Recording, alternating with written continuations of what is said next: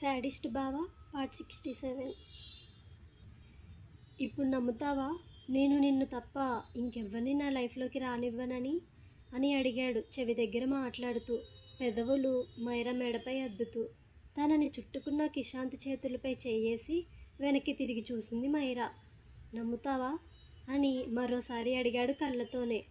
Brown ice చూస్తూ కిషాంత్ తల తన హైట్కి వంచుకొని పాదాల సాయంతో పైకి నిలబడి కిషాంత్ కళ్ళపై ముద్దు పెట్టుకుంది మైరా. నచ్చిందా రూమ్ అని అడిగాడు. అని నార్మల్ పొజిషన్లో నుంచొని రూమ్ అంతా మరోసారి చూసి చాలా నచ్చింది అని అంటూ కిషాంత్ నుండి విడివడి ఒక్కో ఫోటోని తాకుతూ చూస్తూ, ఇవన్నీ నా కలెక్షన్స్లో లేవుగా, నీకెక్కడివి అని అడిగింది అమాయకంగా. సమాధానం రాకపోయేసరికి కిషాంత్ వైపు తిరిగి చూసింది. కెమెరాతో ఉన్నాడు రెడీగా. సడన్గా వెనక్కి తిరిగిన మైరాని మరోసారి తన కెమెరాలో బంధించి కెమెరా పక్కన పెడుతూ దగ్గరికి రమ్మన్నట్టు చేయి అందించాడు. మైరా దగ్గరకు రాగానే తన చేయి అందుకొని బెడ్ కార్నర్లో కూర్చుంటూ మైరాని కూడా ఒడిలో కూర్చోబెట్టుకున్నాడు.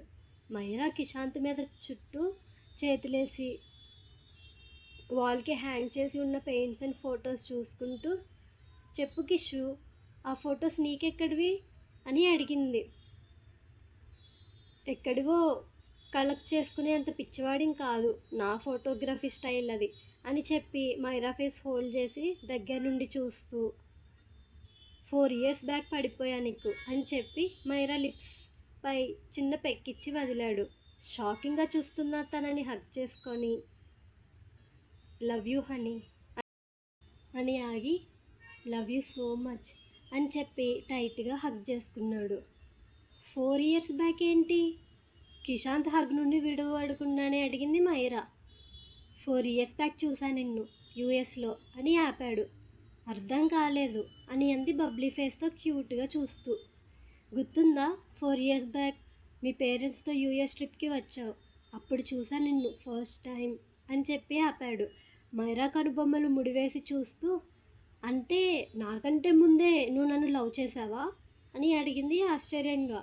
ఆబ్వియస్లీ అని చెప్పాడు అదేం పెద్ద మ్యాటర్ కానట్టు.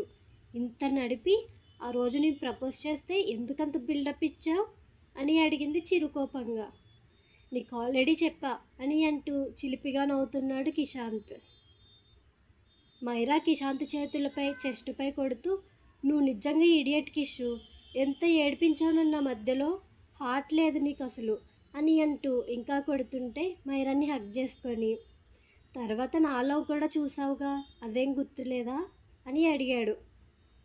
అదంతా నాకు తెలీదు, ముందుది చెప్పు, మీ అన్నయ్య బెనర్జీ అంకుల్ కూతుర్ని పెళ్లి చేసుకోమంటే సరే అన్నావా అని అడిగింది కిషాంత్ ముఖంలోకి శోధించి చూస్తూ. నో చాలా కాన్ఫిడెంట్గా చెప్పాడు కిషాంత్. మరి అభిగారు అలా అంటున్నప్పుడు ఏం మాట్లాడలేదెందుకు అని అడిగింది చిరుకోపంగా. ఎందుకంటే బ్రో మాట్లాడినప్పుడు నేను మధ్యలో ఇన్వాల్వ్ అవ్వను, బ్రో మాట్లాడడం పూర్తయ్యాకే మాట్లాడతాను అని క్లారిటీ ఇచ్చాడు. అయితే నిజంగా అమ్మాయిని పెళ్లి చేసుకోవు కదా, నీ లైఫ్లో నేనే ఉంటాను కదా అని అడిగింది ఆశగా చూస్తూ. ఒడిలో ఉన్న మైరా బుగ్గలు గట్టిగా లాగి, ఇంత చూశాక కూడా నీకు ఆ క్వశ్చన్ ఎలా అడగాలనిపించింది అని అడిగాడు చిరుకోపంగా. ఏమో మాట మార్చేస్తే అని అంటున్న మైరా వైపు సీరియస్గా చూసి, దెబ్బలు తింటావు ఇంకా అని వార్న్ చేశాడు. తలదించుకొని కళ్ళు మాత్రమే పైకెత్తి అమాయకంగా చూస్తూ కిషాంత్ షర్ట్ బటన్తో ఆడుకుంటుంటే కిషాంత్ కళ్ళతోనే నవ్వుతూ, నీకు బాగా తెలుసు కదా ఎప్పుడు ఎలా నా కోపం దూరం చేయాలో అని అడిగాడు. ఆ మాటకే నవ్వేసి కిషాంత్ హార్ట్పై హెడ్ పెట్టుకొని రూమ్ అంతా చూస్తుంది ముచ్చటగా. ఓపెనింగ్ డేట్ ఎప్పుడు అని అడిగింది చిన్నగా. నాట్ డిసైడెడ్ ఎట్ అని చెప్పి, మామ చేత ఓపెన్ చేద్దాం అనుకుంటున్నా, ఓకే కదా నీకు అని అడిగాడు తనేమనుకుంటుందో తెలుసుకోవాలని. కిషాంత్ వైపు చిన్నపాటి కోపంతో చూస్తూ, నువ్వు అడగాల, నాకు మీ ప్రాపర్టీస్పై ఆశ లేదు, ఒక్క నీ బాడీపై తప్ప, నీ మనసంతా నన్ను నింపేసుకో చాలు అని అంటూ నుదుటిని తాకుతున్న జుట్టుని చేత్తో పైకని ప్రేమగా ముద్దు పెట్టుకుంది అక్కడ. థ్యాంక్స్ డియర్ అని అంటూ కళ్ళు మూసుకున్నాడు కిషాంత్. చెప్పలేదు నువ్వు, KISMIకి అర్థమేమిటి అని అడిగింది మరోసారి. మన ఇద్దరి పేర్లు అని చెప్పాడు సింపుల్గా. వాట్, మన పేర్లా? అర్థం కాలేదు అని అంటుంటే మైరాని ముందుకు తిప్పుకొని వెనక నుండి హగ్ చేసుకొని తన భుజంపై చిన్నానించి చూస్తూ, కిషాంత్ నా పేరులోని మొదటి 3 అక్షరాలు, మైరా నీ పేరులోని మొదటి అక్షరం, 3 అక్షరం కలిపితే మన న్యూ సాఫ్ట్వేర్ నేమ్ KISMI లవ్కి రిలేటెడ్గా ఉంటుందని పెట్టాను అని చెప్పాడు విడమర్చి. మరి మీ పార్ట్నర్స్ అందరికీ ఓకేనా అని అడిగింది అమాయకంగా. ఎక్కువగా ఎవరైతే ఇన్వెస్ట్ చేస్తారో వాళ్ళకే ఆ రైట్స్ ఉంటాయి. సో మనకి ఎక్కువ షేర్స్ ఉన్నాయి ఆ కంపెనీలో, లీడ్ తీసుకునే రైట్ మనకుంది అని చెప్పి చిన్ పెట్టిన చోటే టాప్ కొంచెం పక్కకి జరిపి ముద్దు పెట్టుకున్నాడు. అయితే ఈ కంపెనీలో 5 మెంబర్స్కి షేర్స్ ఉన్నాయన్నమాట అని చెప్పింది మరోసారి కిషాంత్ స్వీట్ కిస్సెస్కి మెల్ట్ అవుతూ. నో, 6 మెంబర్స్ అని చెప్పాడు. ప్రమోద్ లేడుగా, 6 ఎలా అని అడిగింది ఆశ్చర్యంగా. దీని అంతటికీ ఇన్వెస్ట్ చేసింది బ్రోనే, సో మా బ్రోకి ఎక్కువ షేర్స్ ఉంటాయి. ఇంకా ఈ బిల్డింగ్ ఇంటీరియర్ డిజైనింగ్ కూడా బ్రోనే చేశాడు. నిజానికి ఈ కంపెనీ సీఈఓగా బ్రోనే ఉండాలి. అడిగితే నాట్ ఇంట్రెస్టెడ్ అన్నాడు. సో నేను అయ్యాను. బ్రో ఇన్వెస్ట్మెంట్ కూడా రిటర్న్ చేయమనలేదు, కానీ ఇవ్వాలి, అప్పుడే నా కష్టం నాకు తెలుస్తుంది అని చెప్పి మైరా వైపు చూశాడు. ముచ్చటగా తన వైపే చూస్తున్న మైరాని చూస్తూనే ఏమైంది అన్నట్టు ఐబ్రో అప్ చేశాడు కిషాంత్. మీ బాండింగ్ బియాండ్ ద లిమిట్స్, చాలా నచ్చేస్తారు నాకు అని చెప్పి మురిపెంగా నవ్వింది మైరా. లైఫ్లెస్ నేను ఆ టైంలో. అమ్మ చనిపోయింది నాన్న కారణంగా. నాకు లైఫ్ ఇచ్చింది అభిబ్రో మామ్. నాకు కన్న తల్లి కంటే ఎక్కువ. అమ్మ చావుకు కారణమైన డాడ్ ఇప్పుడు జైల్లో ఉన్నా నిన్ను కేర్ చేయట్లేదు, అందుకే. I hate him. మనీ కోసం సితార వదిన వాళ్ళ ఫాదర్ని చంపేశారు. సితార వదినకి డాడ్ లేకుండా చేశాడు. బ్రోకి అతను అంటే చాలా ఇష్టం. ఇప్పుడు బ్రో తన డ్రీమ్స్ని వదిలేసి మరి సితార వదిన వాళ్ళ కంపెనీ కోసం హార్డ్ వర్క్ చేస్తున్నాడు. వాళ్ళని చూస్తుంటే అనిపిస్తుంది మైరా, దెర్ ఇస్ లవ్ అని. అన్న లవ్ ఎప్పుడు పీక్స్లో ఉంటుంది. నేను వెంకటాద్రి కొడుకు అని తెలిసాక కూడా నన్ను వదిలేయలేదు, అంతగా కేర్ చేశాను నన్ను అని చెప్పి గతాన్ని గుర్తు చేసుకున్నాడు కిషాంత్. కిషాంత్ ఎమోషనల్ అవుతున్నాడు అని అర్థమై అతని వెన్ను నిమురుతూ, don't think too much Kishu, be happy. Bad things అన్నీ క్లోజ్ అయిపోయాయి కదా అని అంది మైరా. ఏమో, నాకు అలా అనిపించడం లేదు. అతని వల్ల ఇంకేదో డేంజర్ జోన్ ఉందనిపిస్తుంది నాకు అని మనసులోనే అనుకున్నాడు కిషాంత్. బయటకి చెప్పి మైరాని భయపెట్టడం ఇష్టం లేక. నందు అని పిలిచింది సితార అప్పుడే షవర్ చేసి వచ్చి టవల్ చట్టుకొని బయటకు వచ్చిన అభిని చూస్తూ. అని అన్నాడు వార్డ్రోబ్లో బట్టలు వెతుక్కుంటూ. ఇదిగో నేను ఆల్రెడీ సెలెక్ట్ చేశా అని చెప్పి తన చేతిలో ఉన్న బట్టలు అభి ముందుంచింది సితార. ఏం మాట్లాడకుండా తానిచ్చిన క్లోత్స్ తీసుకొని డ్రెస్సింగ్ రూమ్కి వెళ్తుంటే వెనకే వస్తున్న సితారని చూసి ఆగి, వాట్ అని అడిగాడు అభి. బయటకు వెళ్ళాలని ఉంది అని చెప్పింది చిన్నగా నసుకుతూ. అభి వాల్ క్లాక్ వైపు చూసి, ఓకే 5 మినిట్స్లో రెడీ అవ్వు అని చెప్పి లోపలికి వెళ్ళి డోర్ క్లోజ్ చేస్తే అడ్డుగా నిలబడి, నైనా బ్యాంక్ ఆఫ్ ఇన్వెస్ట్మెంట్కి అని చెప్పిన సితార వైపు కోపంగా చూశాడు అభి. ప్లీజ్ అని అంది ముద్దుగా ఫేస్ పెట్టి. కోపం తెప్పించుకు అని చెప్పి డోర్ వేయబోతే సితార కూడా అదే రూమ్లోకి దొరలా దూరి, నాకు కూడా అని అంది. సితారాని కేర్లెస్గా చూసి, నాకేం సిగ్గు మొహమాటం లేదు, నీ ముందే డ్రెస్ చేంజ్ చేసుకోగలను అని చెప్పి టవల్ లూజ్ చేస్తుంటే, దేవుడా అని అంటూ వెనక్కి తిరిగి కళ్ళు మూసుకున్నాను నేను, కాసేపు అలానే ఉండు అని అంటూ. ఇంతకీ ఎందుకు వెళ్ళాలనుకుంటున్నావు అని అడిగాడు అభి. ఊరికనే ఒకసారి చూడాలనుంది అని చెప్పిన తన వైపు సీరియస్గా చూసి, ఏం మళ్ళీ ఏం వెలగబెడదామని అని చాలా నిష్ఠూరంగా అడిగాడు అభి. నేనేదో సరదాగా అడిగాను, అప్పుడు చేసిన తప్పు మళ్ళీ మళ్ళీ ఎందుకు చేస్తాను నందు అని ముఖం చిన్నబుచ్చుకొని అడిగింది సితార. నీ డబుల్ యాక్టింగ్ ఆపు. ఆ రోజు కూడా నాకేం తెలీదు, పాప మెరగని నేను అన్న రేంజ్లో సత్య సావిత్రిలా చెప్పావు. తీరా చూస్తే నా నమ్మకాన్ని బొమ్మ చేసావు. నిన్ను మళ్ళీ అక్కడికి తీసుకెళ్తా అని కలలో కూడా అనుకోకు అని అంటూ షర్ట్ బటన్స్ పెట్టుకుంటూ సితార ముందుకు వెళ్ళి నిల్చున్నాడు అభి. చివరి ప్రయత్నంగా అభి షర్ట్ బటన్స్ పెడుతూ, నువ్వు ఎక్కువగా ఆలోచిస్తున్నావు నందు. నేను అక్కడ నా థింగ్స్ వదిలేశాను.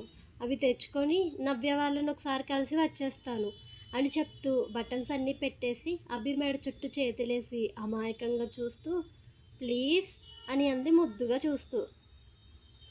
సితార నడుం చుట్టూ చేతులేసి హగ్ చేసుకున్నట్టు దగ్గరకు లాక్కొని కుదరదు పులి అని చెప్పి ముద్దు పెట్టుకోవడానికి ముందుకు వంగుతుంటే సితార అభి నుండి జరిగి అయితే నాతో మాట్లాడుకు అని చెప్పి అభిని వెనక్కి తోసి అక్కడి నుండి వెళ్తుంటే ఊహించని చర్యకి పడిపోబోతూ ఆగి ఉసే దెయ్యం కాలో చెయ్యో విరిగితే సేవలు చేసే టైప్ కూడా కాదు నువ్వు హ్యాండిక్యాప్డ్ చేయకే అని అంటూ వెనకే వెళ్ళేసరికి రూమ్ దాటి వెళ్ళిపోయింది సితార. మొండి మరదలు అని అనుకుంటూ హెయిర్ కూడా దూకొని స్టెప్స్ దిగి కిందకు వచ్చేసరికి శాంభవి పెట్టిన టిఫిన్ కోపంతో 2 దోశలు ఎక్కువ వేసుకొని మరీ తింటున్న సితార పక్కకొచ్చి కూర్చుంటూ తమరికి పెళ్ళయింది, కనీసం ఇప్పుడైనా నీ భర్తను గుర్తించి ఆయన తిన్నాడో లేదో చూసుకుంటే బాగుంటుంది అని అన్నాడు వెటకారంగా. నువ్వు నాతో మాట్లాడకు అని చెప్పి దోశ నోట్లో కుక్కుంటున్న సితార 2 బుగ్గలు నొక్కి పట్టుకొని ఎక్కువ చేస్తే మూతిపళ్ళు రాలుతాయి, జీవితాంతం పెరుగన్నం తినాల్సి వస్తుంది నాతో పెట్టుకుంటే అని అంటూ ఉన్న అభి చేతి నొప్పి అంతగా తెలియకపోయినా ఆ నొప్పి అమ్మా అత్త మావయ్య మీ అబ్బాయి నన్ను చంపేస్తున్నాడు అని అంటూ మాన్షన్ రూఫ్ ఎగిరి పడేలా అరిచింది సితార. ఆ మాటలకి కిచెన్ నుండి బయటకు వచ్చిన వరలక్ష్మి కోడలు బాధపడటం చూడలేక రే ఇడియట్ దానికి నొప్పేస్తుందిరా వదులు అని అంటున్న అమ్మ వైపు చూడకుండానే దీనికి ఈ మాత్రం సరిపోదుమా, ఎన్ని నకరాలో చూడు, నేను జస్ట్ నార్మల్గా హోల్డ్ చేస్తే కోసి కారం పెట్టినంత ఓవర్ చేస్తుంది అని అంటూ కసిగా చూస్తున్న అభి వైపు చూసి తర్వాత తల్లి వైపు చూసి నువ్వు అసలు అమ్మవేనా, ఇలా కూతుర్ని కొడుతుంటే చూసి ఎంజాయ్ చేస్తావా, ఇప్పుడు వీడిని తిడతావా లేదా అని అరిచింది. నోరు మూసేతూ భర్తను పట్టుకొని వాడు వీడు అంటే ఈసారి నేనే కొడతాను అని సీరియస్గా వార్న్ చేసింది శాంభవి.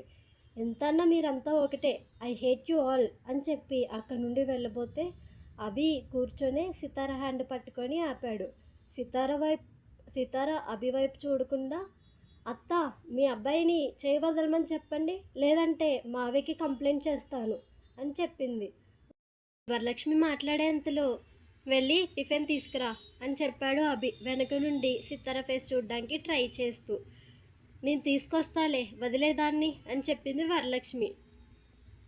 పెళ్ళికి ముందు వరకు అంటే నువ్వు పెడతావు, ఇప్పుడు పెళ్ళయింది నాకు, ఇదెందుకు పెట్టదో నేను చూస్తాను అని అంటూ చేతిపై పట్టు బిగించగానే సితార కోపంగా తల్లి వైపు చూసింది.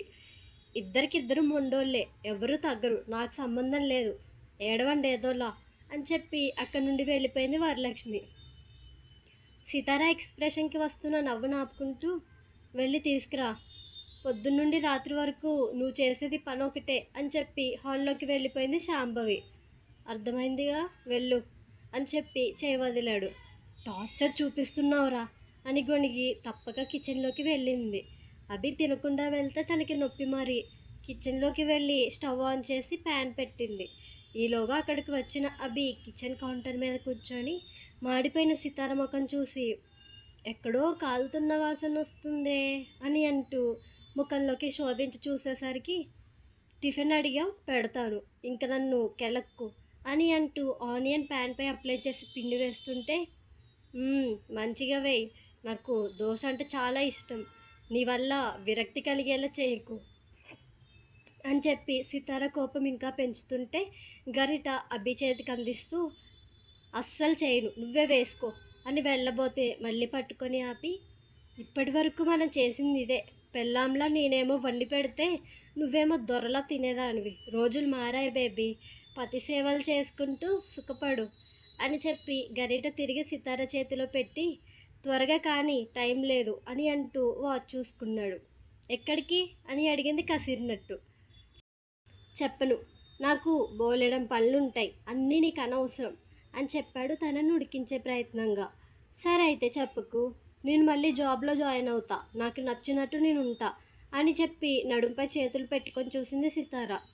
తంత తమిళనాడులో పడతావు వెళ్ళి, ఇప్పటికే నీకు చాలా ఫ్రీడమ్ ఇచ్చేశాను, ఇప్పుడు ఒక బాధ్యతని ఇస్తాను, లైఫ్ లాంగ్ లాక్ చేసే బాధ్యత అని చెప్పి కిచెన్ కౌంటర్ దిగి బయటకు వెళ్తుంటే చేయి పట్టుకొని ఆపి, లైఫ్ లాంగ్ లాక్ చేసే రెస్పాన్సిబిలిటీ ఏంటి అని అడిగింది అమాయకంగా. హహా, ఇప్పుడే చెప్పాలా అని అడిగాడు రొమాంటిక్గా నవ్వుతూ. చెప్పమనే కదా అడిగింది అని అంది పళ్ళు నూరుతూ. అభి సితారాను వెనక నుండి హగ్ చేసుకొని చెవికి దగ్గరగా జరిగి, త్వరగా మమ్మించేస్తే ఎక్కడికి వెళ్తావే, అందుకే కన్సీవ్ అయ్యేలా చేద్దాం అనుకుంటున్నా అని చెప్పి చెవి పక్కనే చిరుముద్దిచ్చి సితారాకి కోపం వస్తుందని తెలిసి బయటకు పరుగులు తీశాడు.